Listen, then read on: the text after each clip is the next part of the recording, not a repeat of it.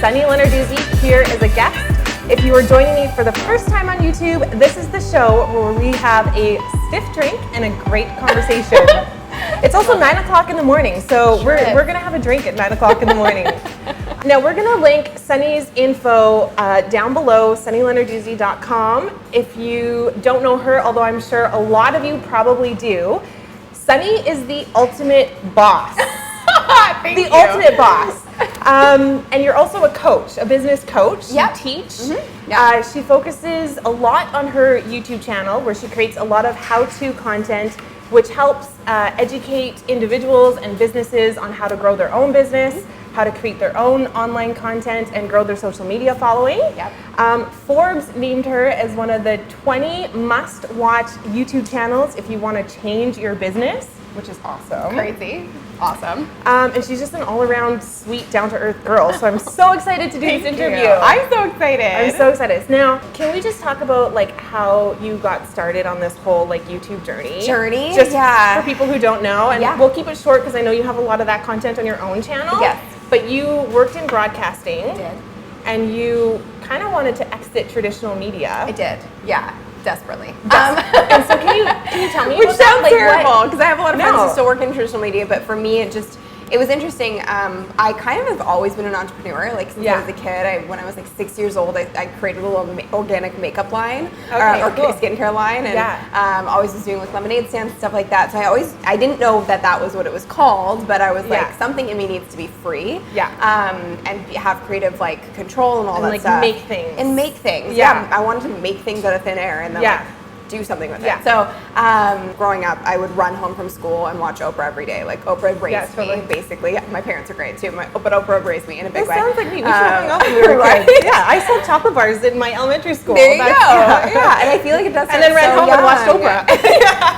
And I feel like it does start so young. And so I also like loved Mary Hart on ET, and I was like, that's what I want to do when I get older. Because I also loved just communicating, and I loved like helping people and getting a message out there. And so I was like, okay, broadcasting is what I want to do. Right.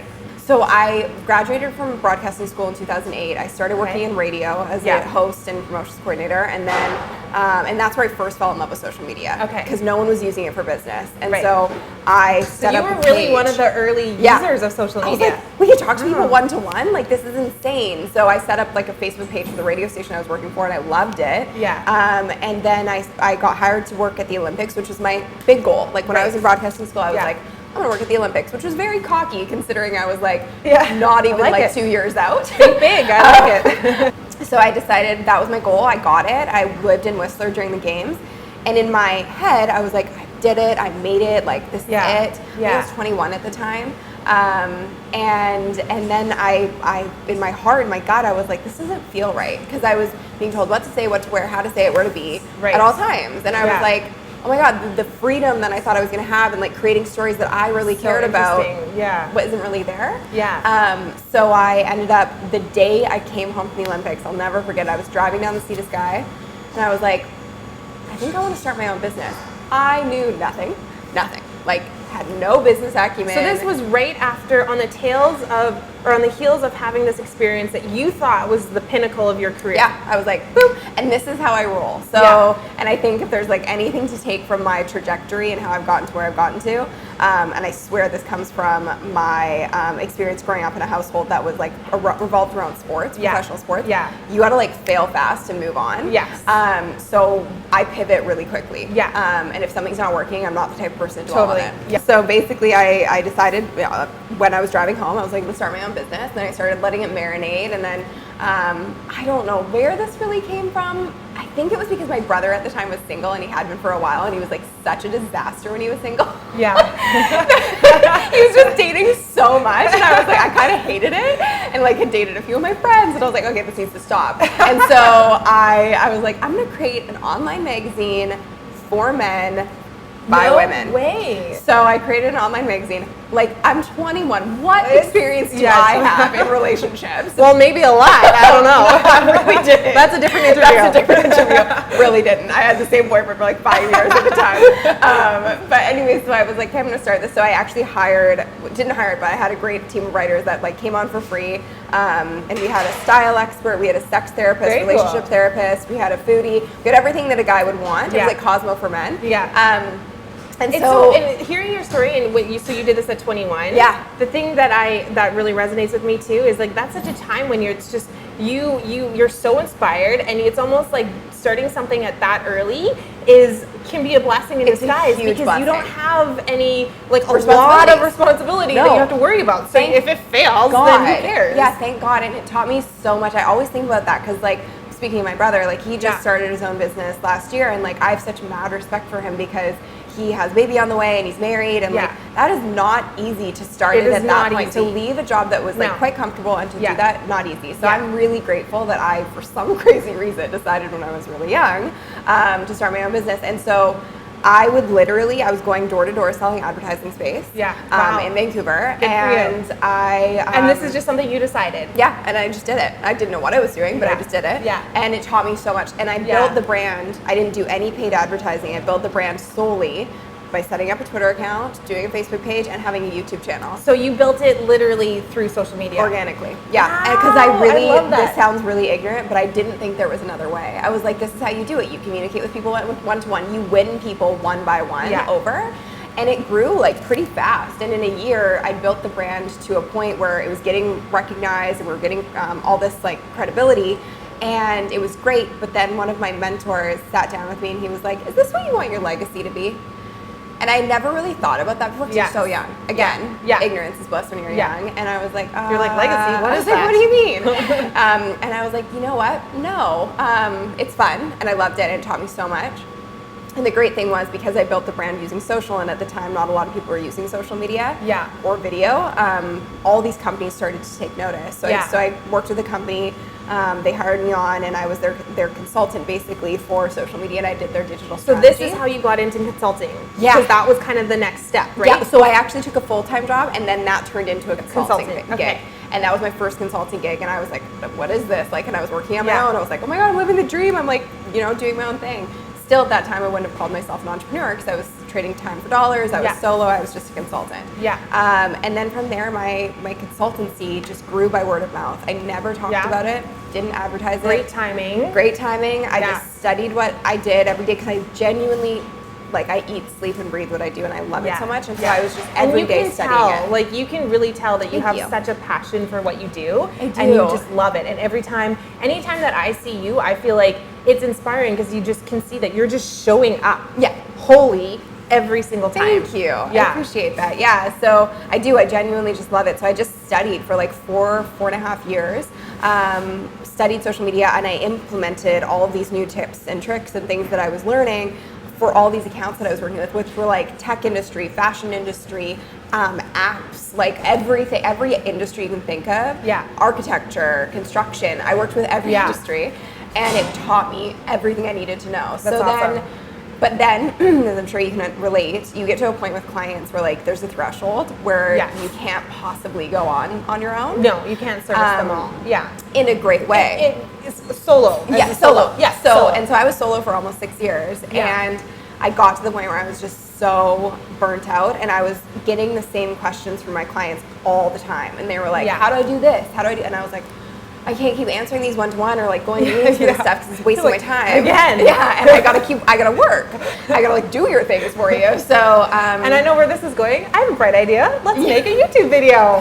Which, funny enough, like you would think I was ahead of the curve on this one, but I sat down and I thought that only my clients were gonna see this video because I didn't really have any subscribers at the time. I had tried doing like vlogs about a year earlier, and it just wasn't working for me. And so I was like, screw it, I'm gonna like give up on that and just focus on my business again, and that was it. And then I sat down this one day, and just out of pure desperation, I was like, I need to make a tutorial on this subject. It was about live streaming. So at the time, live streaming was blowing up. Periscope had just come out. Right. So I sat down, I made the tutorial, and I just sent it to my clients, and I think I put a post on Instagram or something. Yeah.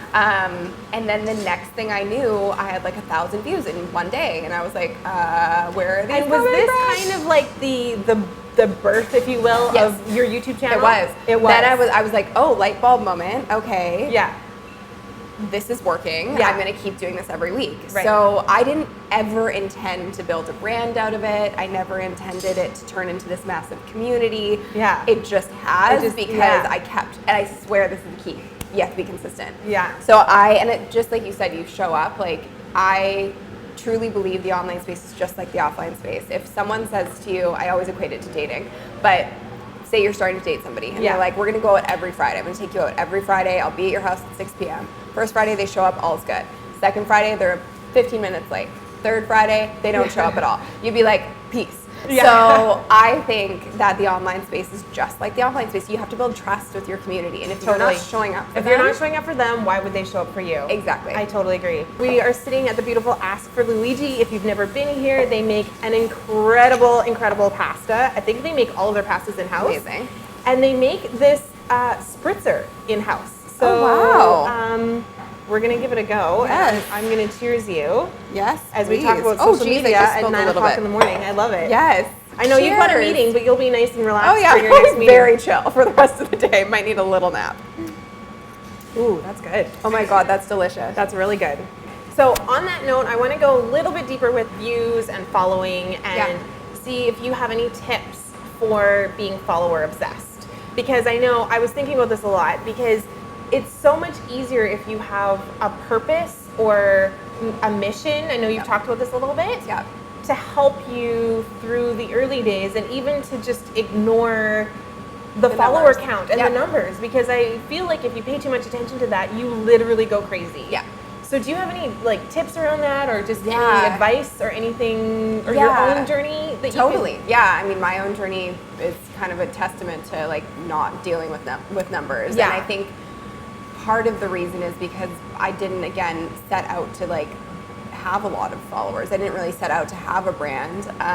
My whole life, my whole like life in the space, I have only focused on one person. Yeah. And I think that's really important whenever you're starting anything, whether it's a business or you're building your brand outside of it.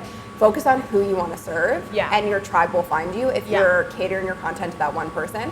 And I'm a big believer in community. Your community will save your business. Totally. And I know how communities are built, and communities are built by focusing on each individual person who comes into that community, treating them like they matter, because they do. Yeah. And without every single one of them, you don't have anything. Yeah. So I want to ask you about that, because I think I've heard you say a couple of times now that or maybe it was a video that I was watching last night. It's also confusing. That your Facebook community, the Be Your Own Boss Mastermind group, is to date one of your biggest accomplishments. It is, for sure. Can you say why? I thought that was really interesting. Because I define success by legacy. So, and funny enough, because that was that question that my mentor asked me. He was like, what do you want your legacy to be?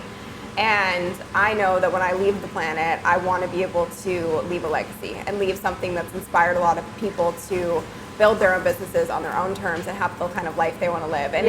And so the Be Your Own Boss community kind of started like haphazardly, but it's taken on a life of its own. And for me, Be Your Own Boss, I think people are like, oh, she's going to teach me how to like build an online marketing business. And Sure, I give you some tips on that. Yeah. But Be Your Own Boss for me, and through my whole journey in my life, means taking control of your own life.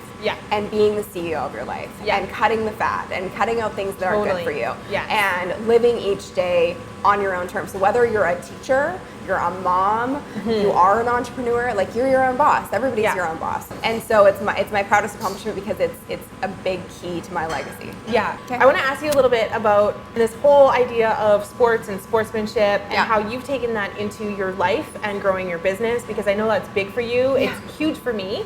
And so I just want to hear a little bit about that. Sure, so my dad was a professional soccer player growing up. And he left high school when he was 14 and moved to England. And at that time, like, there's no Skype, there's no nothing. He couldn't talk to his family. And he followed his dream. And I think the really incredible thing about both of my parents is that both of them, like, followed their passion. True, like, stayed true to what they wanted to do. Yeah. And didn't sacrifice. Which is great role modeling. Yeah, 100%. And like my dad wrote a book a few years ago, and there were things in there that like my brother and I had no idea. Like there were years where my dad wasn't making an income, and it was all on my mom's shoulders to like, you know, and we didn't know that. And so I think one thing my parents taught me is like, no matter what happens, like family comes first, and everything's gonna be okay, and nothing's the end of the world unless someone's dying. And so my mom is a true boss in every sense of the word, and she ran the show and continues to. And now does she work with you a little bit? She's now working with me. Okay, awesome. And she's like two big bosses in one shop. Well, she ran Lancome Cosmetics in Western Canada for almost 20 years. Okay, cool. So she's now bringing a lot of like that knowledge into my like rinky-dink little business. Yeah, no, I love it. It's great. It's been really interesting, and it is continuing to be like very educational for me. And then my dad being an athlete, I mean, you just grow up in an environment that's like so unstable a little bit, not in a bad way. But just like wins. But it's not a 9 to 5. It's not a 9 to 5, and there's wins, there's losses all the time. So that's why I think my resilience is one of my biggest strengths, because we would have situations where like my dad would get fired out of nowhere, and it would be in the papers, and like everyone would know about it, and you just have to bounce back, and and I'd watch my mom kind of like go balls to the wall and figure out her own stuff and like take care of the family, and then my dad would figure it out and he'd get another job, and like it always just worked itself out. And so I always have had this mindset that no matter what happens, no matter how much the ish is hitting the fan, it's going to work itself out as long as you keep moving forward. So, and I think competitive edge, like my dad taught me a lot about winning and how to win and how to lose too. I think how to lose is graciously. So And how to take the lessons out of a loss, for sure. But I think one of the biggest things about how to win is like he never was like the kind of guy that was like, you have to win all the time by any means. He always said to me, just do your best. That's all you can do. That's all that's in your control. And don't think about the end result. Think about your next step. And if you focus too much, which is so much like sports. Totally. Like, don't focus on the outcome. Focus on the journey to get there. Totally. Because then you're not going to overthink every little thing that has to go into the outcome. And so that's something that I've done with every project I've had in my business. I'm like, okay, what's the first step? Let's like take that goal and break it down into micro goals so you can actually achieve focus it. on what's right in front of you and not the end goal. Because I think if you're too goal oriented and too goal focused, you lose sight of what's going on. You do, and it becomes so overwhelming. Like, and that's why New Year's resolutions never work, because people are like, I'm going to lose 100 pounds this year, and you're like, well, how are you going to do that? And it's so much about the end result. It's about the end result, and if you're not hitting that 100-pound loss within like 2 days, you're like, screw it, I give up. Instead of being like, okay, this week I want to get to the gym twice. Totally. That's my goal. Those are the little incremental goals that are going to get you to your big goal. Or that you want to feel good and you want to feel healthy, and to focus on that in the moment, which will eventually lead to losing 100 pounds. The little wins are the big wins, in my opinion, and that's for sure something that both my parents taught me, but my dad definitely taught me through sports. But I honestly think the biggest lesson of growing up in a sports family, because my grandpa was also an athlete, it was that the losses don't matter. They only matter if you don't take anything from them. Like, you have to get back up, dust yourself off, have a moment. Everybody's gonna have a moment. You can be sad, but then get up and be like, okay, what was the lesson out of it, and how did I get better? And let's do it all over again. And I think I've heard you say too, it's not about whether you win or fail, it's about playing the game. Totally. And I love that so much. Like, that so resonates with me, because it's so true. So a couple of last questions. You have definitely positioned yourself as a person who wants to serve, who's here to serve, who's here to give back. And I love that. And I'm just curious to know, did that come out of that conversation with your mentor on like, what's your legacy? Or was that just... No, I think it's... like a Gary Vaynerchuk inspiration? No. No, I've watched a lot of him. As we all have. No, it's something that, and again, this is a Danielle Laporte thing, that she's like, everyone has your own genius, and your genius really comes from where you get the most gratitude in life. And so when I started kind of going on the path of creating my own business, I kept going back to, what do people come to me for all the time? What do people ask me for all the time? And what do I just naturally do that other people don't do? Totally.